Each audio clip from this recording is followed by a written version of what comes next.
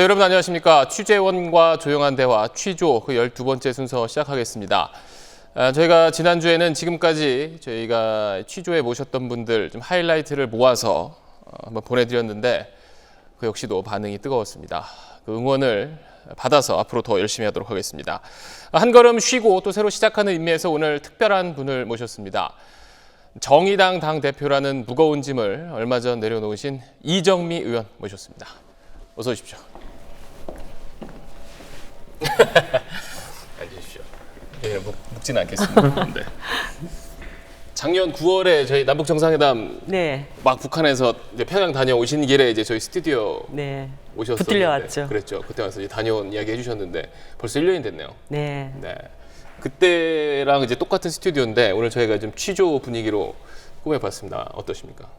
뭔가 안정된 느낌? 안정됐어요? 네. 편안해지시는가요? 네. 편안하게 말씀해 주시면 되겠습니다. 뭐 이정미 의원님 뭐 다 아시겠지만 간단하게 자기소개 한마디 부탁드리겠습니다. 사람 무지 좋아하고 네. 동물을 사랑하는 정의당 국회의원이고 일주일 전까지 정의당의 당대표를 했었던 이정미입니다.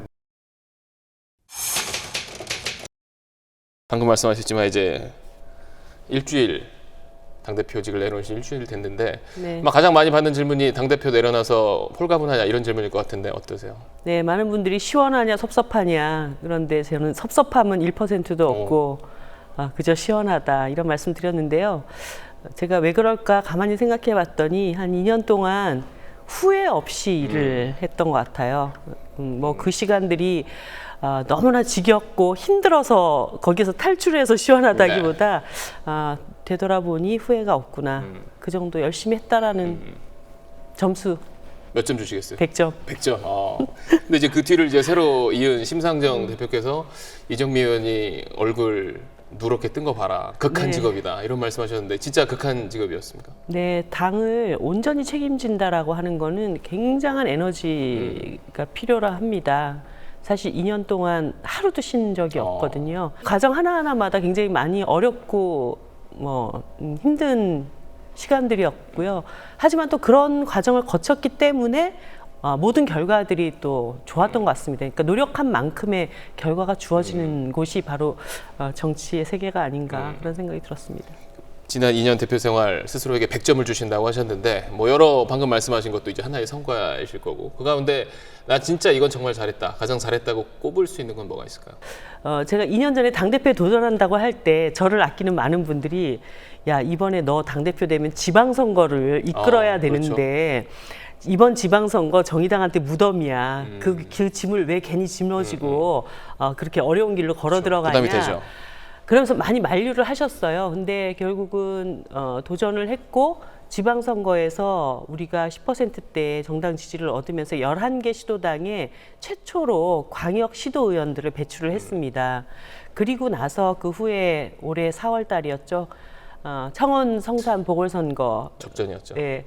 뭐 황교안 대표님 내려오시고 손학규 대표님 내려오시고 전국에 관심이 모였었죠. 모든 대표님들이 다 오신 와중에 선거를 이끌었고 저도 뭐 한 달 반 전에 짐 짊어지고 가서 5평짜리 오피스텔에서 생활하면서 창원 성산이 그렇게 주목받은 적도 없었을 것 같습니다. 네, 그렇죠. 거기도 깜짝 놀라시더라고요. 근데 결국은 접전 끝에 저희가 승리를 이끌면서 많은 분들이 정의당을 바라보는 눈빛이 달라졌다는 걸 느꼈습니다. 저 당도 이기는 정당이구나. 예전에는 참 좋은 정당이지만 저기다가 찍어주면 사표되지 않냐 이렇게 생각하셨던 분들이 아니다. 저기도 힘 모아주면 이길 수 있는 정당이다. 이런 평가들을 하신 것 같아요. 그러니까 이길 수 있는 선거에서 이길 수 있는 정당을 만들고 어떤 좀 패배주의, 안팎의 패배주의를 이제 몰아내는 게 가장 큰 성과라고 꼽으셨는데 반대로 좀 이건 좀 아쉽다 싶은 게 혹시 마음에 남는 게 있어요? 가장 아쉬운 거는 노회찬 대표님 못 지켜드린 거죠. 제가 당 대표로서 원내대표님이 그 어려움을 겪고 계실 때 그것을 지켜드리지 못하고 힘이 돼드리지 못했던 거. 그건 저한테 평생 남을 것 같아요. 오늘 저희가 의원님 모셨지만 또 오늘 저희가 지금 이야기 나누고 있는 오늘이 이제 7월 23일. 그러니까 노회찬 의원님이 하늘로 가신 지 딱 1년째 되는 날이어서 그 이야기도 이따가 좀 시간을 가지고 여유 있게 해보도록 하고요. 먼저 인간 이정미에 대해서 좀 알아보도록 하겠습니다. 저희가 좀 조사를 해봤더니 이제 태어나신 곳은 부산인데 네. 인천에서 자라셨다고 들었어요. 네. 뭐 이렇게 멀리 떠나서 그러니까 우리 친가 쪽은 다 부산이에요. 네. 어머니가 저를 둘째 딸로 낳으셨어요. 위에 뭐, 언니, 저 딸, 그리고 밑에 이제 나중에 아들. 막내 남동생. 예. 근데 제가 둘째 딸로 태어났는데 친할머니가 네. 우리 엄마한테 아들 못 낳는 발자라며 둘밖에 아직 안 났는데요. 예, 굉장히 구박을 하시고 그 시대에도 그랬었나요? 네, 저 꼴도 보기 싫다고 해가지고 인천에 살던 외할머니가 내려와서 저만 데리고 올라가셨어요. 그래서 둘째 딸만. 예, 그래서 엄마 아빠랑 떨어져서 초등학교 들어갈 때까지 인천에서 따로, 계속? 예, 자랐고 그러다가 이제 학교 들어갈 때쯤 그래도 학교는 엄마 있는 데서 다녀야 된다고 그때 이제 내려가서 초등학교를 부산에서 잠깐 다니고 중학교 때 완전히 다 집이 인천으로 이사를 올라와서 그때부터는 쭉 인천에서 중고등학교 다니고 청년기를 거치고 학교도 이제 인천에서 통학하고 그러니까 인천 사람이에요. 근데 사실 어릴 때 엄마와 떨어져서 외할머니 손에서 자라면 사실 엄마 보고 싶기도 하고 또 그런 게 혼자 학교를 다닌다는 게 사실 좀 쉽지도 않잖아요. 좀 성격이 어떨까 좀 내성적인 성격 이렇게 네. 좀 될 수도 있지 않나요? 제가 그래서 아기 때 어릴 때 별명이 울렘이었대요. 그러니까 울렘이? 예, 어렸을 때 사진을 보면은 웃고 찍은 사진이 거의 없어요. 굉장히 시무룩한 표정 그리고 항상 이렇게 울고 있는 그랬었다고 하더라고요. 근데 뭐 지금은 많이 변했죠. 굉장히 이제 우울하고 내성적이고 이렇게 자라다가 대학교 들어가서 어떻게 하다 보니까 학생운동을 하게 됐어요. 그때 내가 내 인생을 어떻게 걸어야 되겠다라고 하는 내 안에서의 어떤 목표 이런 것들이 생기고 나서부터는 굉장히 많이 변화된 것 같아요. 그리고 사람들과 어울리고 관계하고 이런 일들이 점점 더 많아지게 됐고 그러면서 성격도 많이 변화됐지 않았나. 근데 저희가 지금 예전 사진을 좀 저희가 조사를 했는데요. 대학 때 사진을 제가 준비를 했습니다. 저도 없는 대학 때 사진은 캠퍼스에서 찍은 사진이시죠? 1학년 대학교 1학년 1학년 때. 그러면 20살 때요? 예, 제가 대학교 들어갈 때 뭔가 네. 되게 멋을 부리고 싶어가지고 막 앞머리도 기르고 네. 그랬었는데 지금 보니까 진짜 촌스럽네요. 아니 근데 굉장히 이게 예. 몇 년도죠? 84년도. 84년도. 예. 굉장히 세련된 예. 여학생 굉장히 인기가 많으셨을 것 같은데. 예, 좋았습니다. 그러셨어요? 처음에 들어가셨을 때 이제 신문방송학과를 가셨잖아요. 네. 뭐 특별히 선택한 이유가 있으신가요? 그 당시 꿈이 뭐가 있으셨나요? 기자가 되고 싶어서. 예. 저희 선배님이 되실 뻔도 네. 하셨네요. 네. 그렇게 해서 선택을 했는데 그 꿈을 금방 접었죠. 왜 접으셨죠? 대학교 4학년 때, 대학교 1학년 때 4월 달이었어요.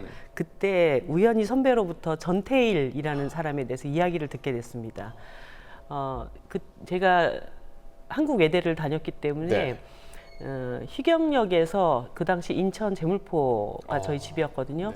전철 타고는 1시간 동안 엄청난 두통에 시달렸습니다. 세상이 다 뒤집히는 것 같은 그런 느낌을 받았어요. 그 이야기를 듣고 나서요? 예, 그러니까 제가 알고 있는 세상은 난 열심히 공부했고 대학을 갔고 대학 잘 마치고 나면 안정된 직장을 얻고 기자가 되고 이런 생각을 하면서 그냥 그렇게 내 시간들을 흘려보내고 있었다는 생각이 얼핏 든 거예요.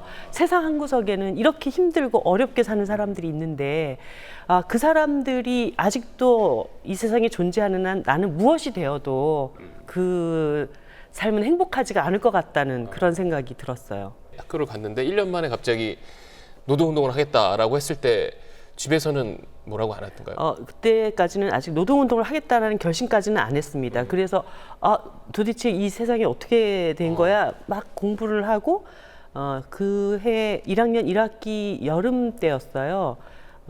가두시 일을 나갔다가 잡힌 거예요. 그래가지고 구치소에 갇혔어요. 1학년 1학기 때? 예. 네.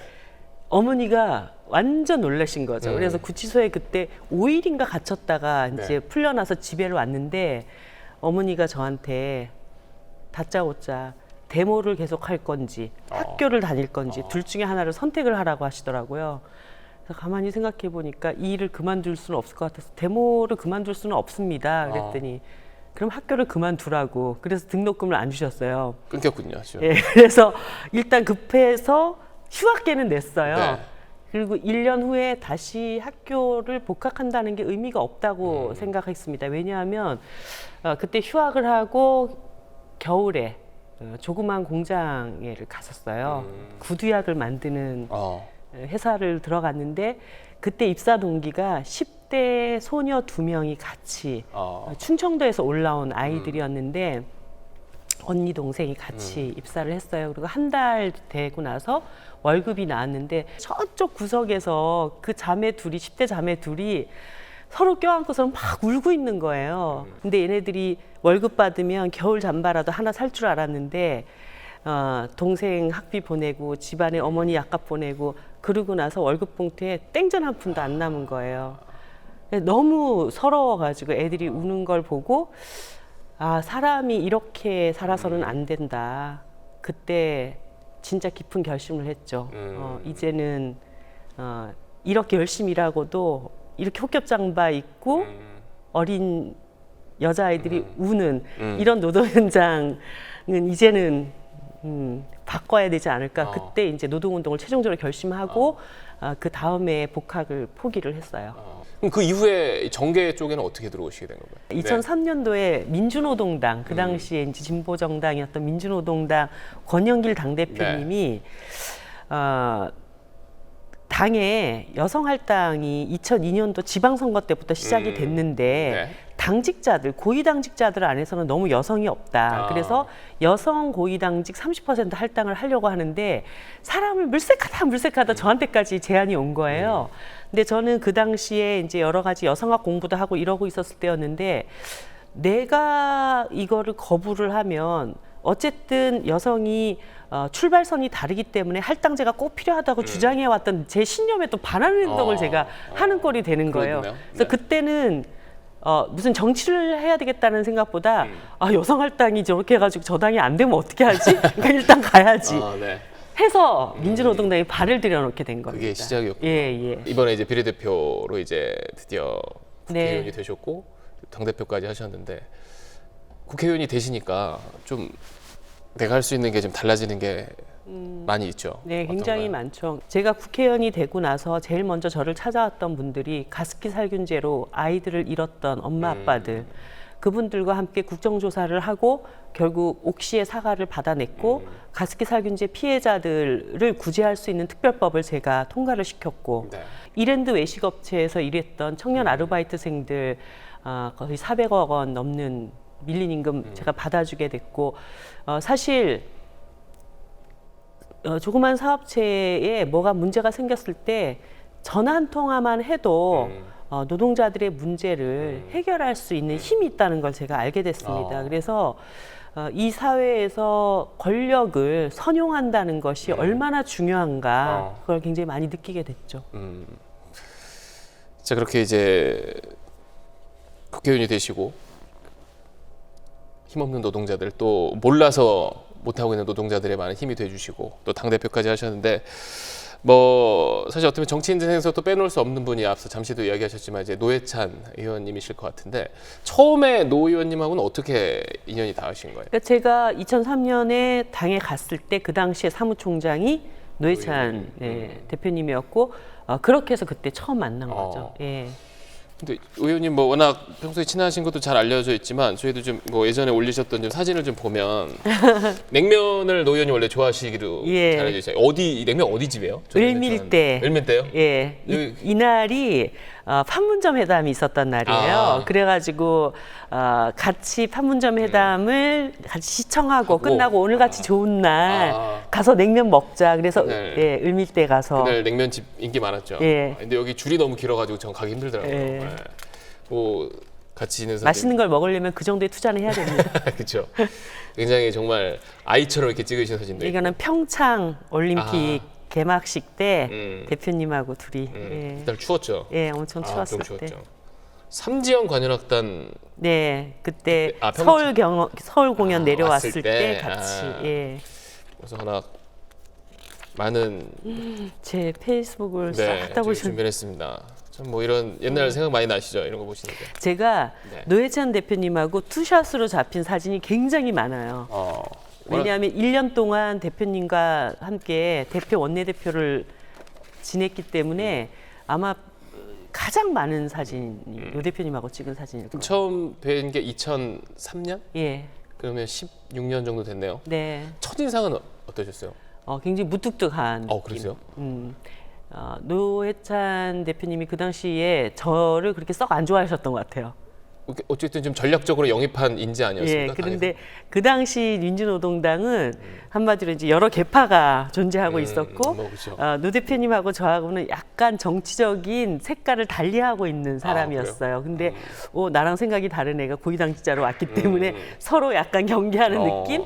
그러다가 금방 많이 친해졌어요. 그럼 이렇게 좀 친해지고 어떻게 보면 출마를 네. 노 의원님이 권유할 정도로 좀 이렇게 가깝게 된 계기가 있으셨나요? 아마 그 권유를 제가 선뜻 받아들였을 때부터 친해지게 됐던 것 같아요. 그러니까 어떤 의미? 다른 거 재지 않고 아, 당에서 꼭 필요하다고 할 때 선뜻 그렇게 하겠습니다라고 하는 저의 모습을 보면서 노회찬 대표님이 그 이전에 저에 대해서 갖고 있던 편견 같은 거를 조금 내려놓게 됐지 않았을까? 그런 생각이 들어요. 비례대표 처음 이제 돼서 드디어 국회 들어오셨을 때도 노 의원님이 그러면 축하를 많이 해주셨겠네요. 예, 비례대표 딱 1번 된 날 전화가 왔어요.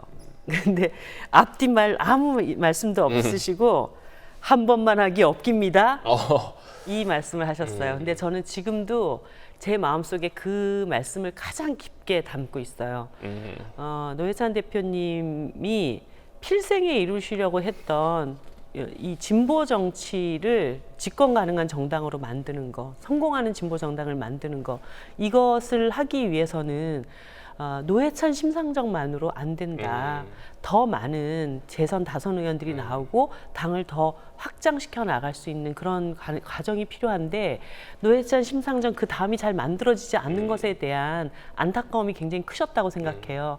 그렇기 때문에 이제 비례대표가 아니라 지역구에서 주민들 속에 깊이 뿌리 내리고 이후에 진보 정치를 함께 끌고 가는 어떤 동지가 되어 주셨으면 하는 그런 바램을 전 그렇게 전하셨다고 생각하고, 그래서 지금도 꼭 재선을 해야지 이런 생각할 때 내가 국회의원 재선이 욕심 나고 뭐 이런 것보다는 대표님이 정말 정말 이렇게 인생에 이루시고자 했던 뜻 이런 걸 함께 지켜가야 된다는 생각, 이런 걸 많이 하고 있어요. 한 번만 하기 없기다. 참 많은 의미가 담겨 있는 말이네요. 네.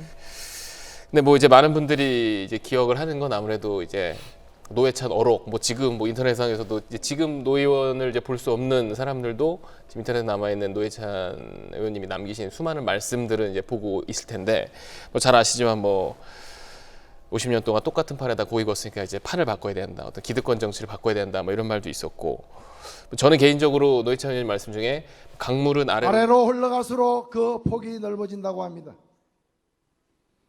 우리의 대중정당은 달리 이루어지는 것이 아니라 더 낮은 곳으로 내려갈 때 실현될 것입니다, 여러분. 근데 전 그 말씀이 전 참 기억에 남던데, 의원님은 개인적으로 어떤 노회찬 의원님 이야기 좀 좋아하세요? 뭐 유쾌 통쾌한 이야기들도 많이 있지만 요즘은 제가 가장 많이 떠올리는 말씀이 노회찬 대표님이 17대 국회 비례대표로 입성을 하신 다음에 18대 국회에서 굉장히 아깝게 낙선을 하셨어요. 교차로. 예, 그런 그때 인터뷰하는 과정에서 나온 이야기인데 농부가 밭을 탓하면 어떻게 하냐.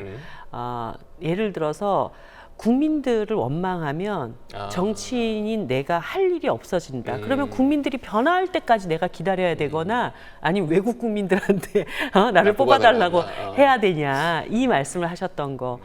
밭을 탓하지 않는다, 농부는. 네. 그리고 어떻게 보면 사실 이제 진보 정당, 뭐 노동, 복지 이런 게 사실 우리한테 필요한 거지만 그런 가치라는 게 조금 처음 유권자들한테는 어려울 수 있잖아요. 반대로 정말 그런 것들이 필요한 사람들에게 이런 진보 정당이 꼭 필요하지만 동시에 그 이야기가 어려울 수 있는데, 노 의원님은 어떻게 보면 좀 쉬운 언어, 네. 좀 대중의 언어로 좀 그걸 다가서려고 했던 게 아닌가 좀 싶더라고요. 네. 당에서까지 걸어오는 데는 5분밖에 걸리지 않았지만은 우리 서민들, 노동자, 농민이 서민들의 대표가 여기까지 오는 데는 사실 50년이 걸렸습니다. 사실 한국하고 일본하고 서로 사이도 별로 안 좋지만 외계인이 쳐들어오면 연대해야 되지 않습니까? 예, 한일 연대도 외계인이 쳐들어오면 해야 된다 이렇게 말씀드리고요. 폐암 환자를 수술한다더니 암 걸린 폐는 그냥 두고 멀쩡한 위를 드러낸 의료 사고와 무엇이 다릅니까? 전관예우의 법정에서 과연 법 앞에 만인은 평등합니까? 10,000명만 평등할 뿐입니다. 여기에 정의가 어디 있습니까? 오늘날 대한민국 정의의 신상은 한 손엔 전화기, 다른 한 손엔 돈 다발을 들고 있을 뿐입니다.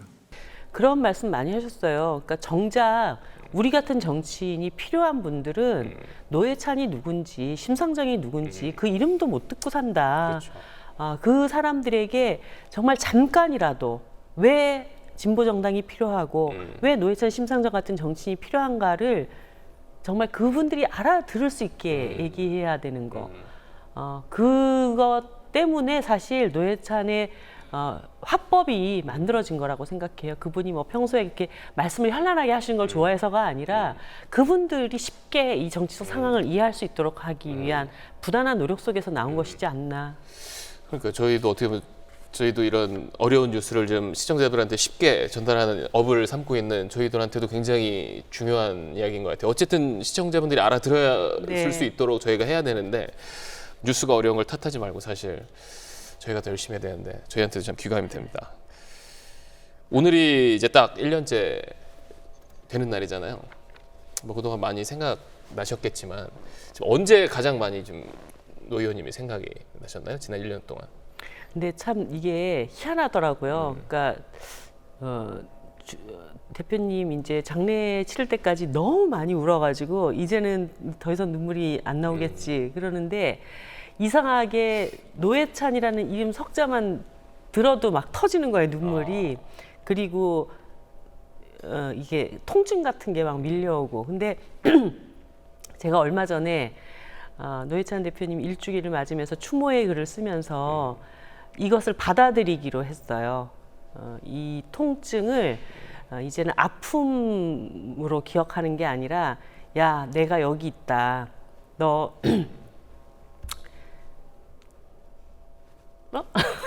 너 네, 편하게 말씀하셔도 됩니다. 휴지를 저희가 아니에요. 그런 어떤 그 신호로 받아들이려고 하고 있어요. 아유, 안 그러려고 했는데 참. 네. 저는 그 뭐 이제 노회찬 의원님 하면 이제 6,411번 버스 많이 얘기하잖아요. 그리고 그 이제 국회 마지막 그 연결식 때 국회에서 그 국회 이제 미화원들 청소 노동자분들이 네. 그 추모대열 나와 있던 전 그 장면이 참 기억에 남는데 그때는 좀 어떠셨어요? 사실 그 대표님 가시고 장례식장에서 저한테 제일 기억이 남는 추모객 중에 한 분이 그분이었어요. 저녁에 굉장히 늦은 시간에 왔는데 땀에 젖은 티셔츠를 입고 이렇게 호주머니 뒤쪽에다가 이렇게 신문을 이렇게 꽂고 막노동을 하다가 막 오신 분이에요. 나이 연세도 좀 꽤 되시고 그런데 대표님 앞에서 절을 이렇게 하는데 양말 뒤꿈치가 다 해져 있는 거예요. 그러니까 너무나 가난하고 너무나 힘들게 일하는 사람들한테 사랑받는 정치인이 과연 몇 명이나 있을까. 근데 노회찬 대표님은 그런 분이셨구나. 그걸 보게 됐고 그 국회 청소노동자 분들도 사실은 그분들을 그냥 국회에서 나는 국회의원이고 저분들은 일하는 사람 이렇게 취급하지 않았던 유일한 국회의원이 아니었을까 생각합니다. 평소에 이제 노회찬 정신을 많이 말씀하시고 아무래도 지금 마음속에는 노회찬 의원이 늘 자리하고 있으실 것 같은데 노회찬 의원님이 남긴 유산? 뭐 정의당과 아니면 우리 사회 유산은 뭐라고 생각하세요? 사실 국회에 300명이 있습니다. 그런데 국민들의 대다수를 차지하고 있는 열심히 일하는 사람들, 여성들, 청년들, 장애인들, 농민들 이런 사람들을 국회 안에서 호명해주고 있는 국회의원은 과연 몇 명이나 될 것인가. 2004년도 이전까지는 거의 없었다고 해도 과언이 아니었고 그 와중에 노회찬 대표님이 국회 안에 그분들의 이름을 부르기 시작을 한 것이죠. 그래서 호주제 폐지도 이뤄냈고 장애인 차별금지도 이뤄냈고 또 트랜스젠더에 대한 문제도 국회 안에 갖고 들어오셨고, 네. 그러니까 한 번도 국민과 닮아 있지 않던 국회 안에 그 국민들과 닮은 국회가 되도록 그분들의 이름을 부르기 시작했던 거, 이것이 노회찬 대표님이 만든 가장 큰 업적이라고 저는 생각하고 있어요. 그랬기 때문에 정의당이 선거제도를 바꿔서 그분들의 민의를 그대로 대변할 수 있는 국회를 만들자라고 지금도 싸우고 있는 것이고요. 이제는 노회찬 한 개인의 노력이 아니라 제도로서 그런 국회가 될 수 있도록 해야 된다는 거, 그 말씀을 꼭 드리고 싶습니다. 사회적 약자, 어떤 힘없는 서민들 한 분 한 분이 어떤 민주주의의 어떤 주역, 중심이 되는 그렇습니다. 뭐 그런 사회를 꿈꾸셨을 텐데, 아까 잠시 얘기했었던 이제 창원 성산 4월 재보궐선거에서 이제 여영국 후보가 당선이 되면서 노회찬 의원님 탈상을 할 수 있을 것 같다라고 하셨는데, 네. 그때 말씀하신 그 탈상은 어떤 의미로? 대표님에 대한 죄송함을 조금은 내려놓을 수 있을 것 같다는 뜻이었는데 그게 잘 안 되나 봐요. 아직은 조금 더 시간이 필요한가 봐요. 어떤 뜻이죠? 시간이 더 필요하다는 것. 대표님한테 더 떳떳하고 더 자랑스러울 수 있는 시간이 조금 더 있어야 된다고 봅니다. 아직 그걸로 다 부족한 것 같아요. 그 죄송함이 아직 다 가셔지지 않는 것 같아요. 예. 창원 성산 기존에 이제 노회찬 의원님 지역구를 지키는 걸 넘어서 되면 이제 더 네. 정의당 또 이정미 의원 개인으로서 네. 더 뭔가 해주셔야 할 것 같은데,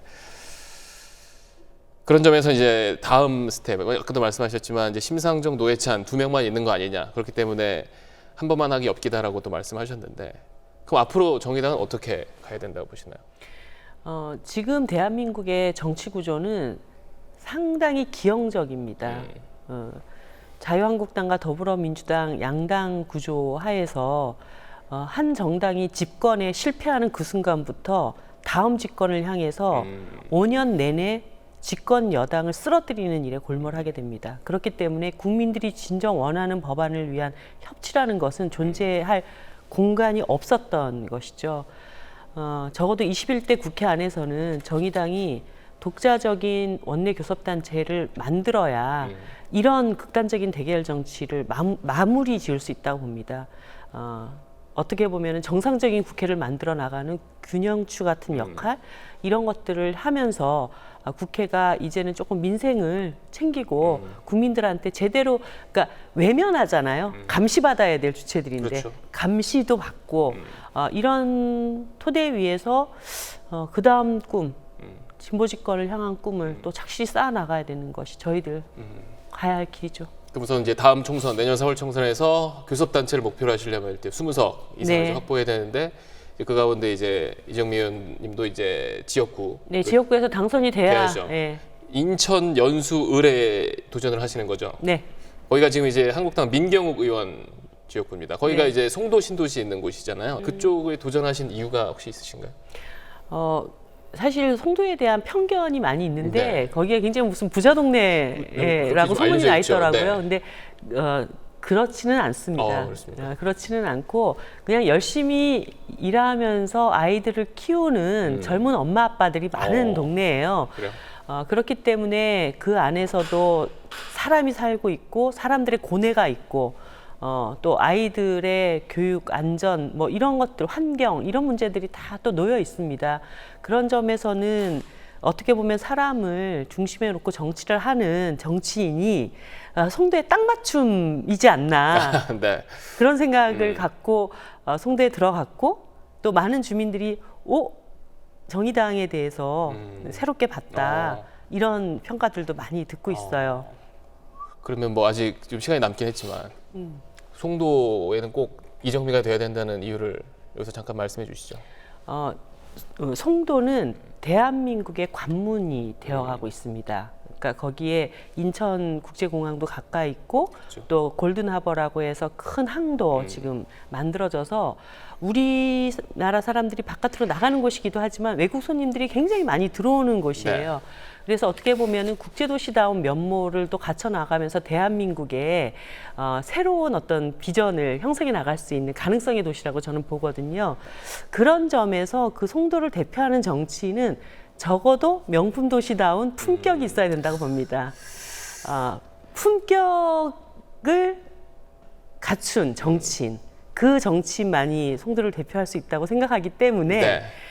누가 더 품격이 있는지 그럼 지금 혹시 현역에 계신 분은 약간 품격이 그것은 민경욱 의원님 스스로가 다음에 생각해 보면 여러 가지 반성이 많이 들지 않을까. 네. SNS 좀 그만하셨으면 좋겠어요.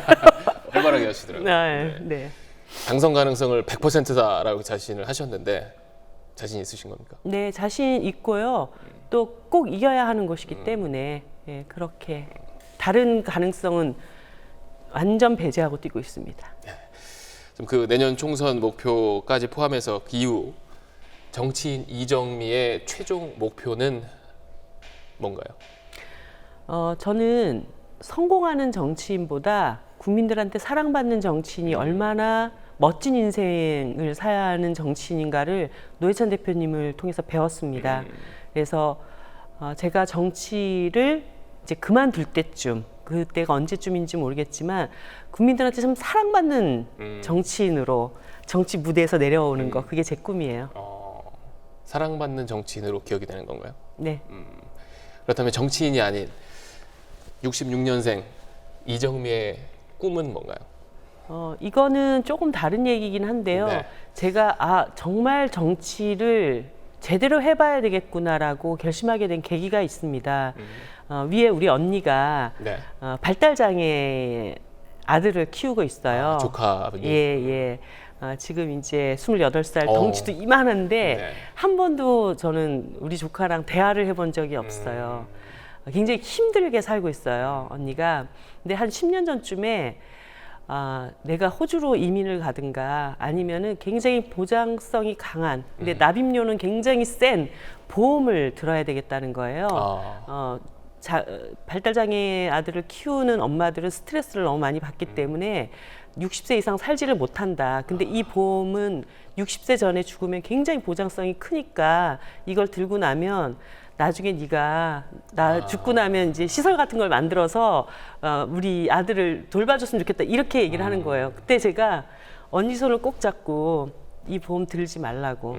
내가 10년 안에 모든 장애인들을 국가가 책임질 수 있도록 더 이상 부모님들 희생 위에 이렇게 너무 어렵게 아이들을 키우지 않는 그런 사회 정도는 내가 만들어 놓을게, 이렇게 약속을 했어요. 근데 그 10년이 지금 다 돼가고 있어요. 그래서 지금 뭐 부양 의무제나 등급제들이 조금 해결되어 가고는 있지만 특히 발달 장애인들을 키우는 엄마들은 자기 인생을 이제 다 포기를 하고 살고 있거든요. 우리 언니도 굉장히 똑똑한 사람이고 굉장히 멋진 사람이에요. 그런데 지금 거의 30년 동안 자기 인생을 저당 잡히고 아이 하나만 바라보고 살고 있는 이런 사회를 극복해야 되지 않는가, 이런 생각 갖고 있고, 그래서 장애인들을 국가가, 사회가 함께 책임져주는 사회를 만드는 것이 지금의 저의 당면한 꿈이에요. 아마 그래서 이번 국회에서도 그런 관련 법안들을 또 많이 발의하시고 하시던 게 아닌가 싶습니다. 너무 옆에 편안하게 해주셔서 좋은 말씀 많이 들었는데요. 끝으로 오늘이 이제 존경하시던 노회찬 의원님이 떠나신 지 딱 1년 되는 날이니까 아마 하늘에서 이 영상을 보신다고 생각하시고요. 노 의원님께 메시지 한마디 보내주시죠. 저는 마음속에 대표님하고 항상 대화를 하고 있어요. 굉장히 힘든 선택에 놓였을 때 대표님이라면 어떻게 하셨겠어요? 이렇게 질문도 했고, 굉장히 좋은 일이 있을 때는 대표님 오늘 이렇게 좋은 일이 있답니다. 제가 잘한 일이 있을 때는 자랑도 하고, 그렇게 저는 항상 대표님이 저를 지켜봐 주고 계시다고 믿고 있고, 어떻게 보면은 대표님을 너무 늦게 이해하게 됐고 너무 늦게 알게 된 게 너무 안타깝지만, 앞으로 대표님이 필생의 사명으로 여겼던 진보정당의 승리, 그래서 우리 사회의 약자들이 이 정치라는 공간 안에서 보호받을 수 있는 세상, 그것을 만드는 길에 지금도 내일도 대표님과 함께 걸어간다는 생각으로 열심히 그 길을 가겠습니다. 이 말씀을 들으면 굉장히 좋아하실 것 같습니다. 네. 뭐 아까 하셨던 언니와의 약속, 그리고 아마 노회찬 의원님이 우리 사회 표현에 의하면 수많은 투명 인간들이 제 모습, 제 이름을 찾아주는 게 아마 노회찬 의원님의 꿈이었을 텐데, 그 꿈도 함께 꼭 이정미 의원님께서 이루어주시기 바라겠습니다. 네. 오늘 말씀 감사합니다. 감사합니다.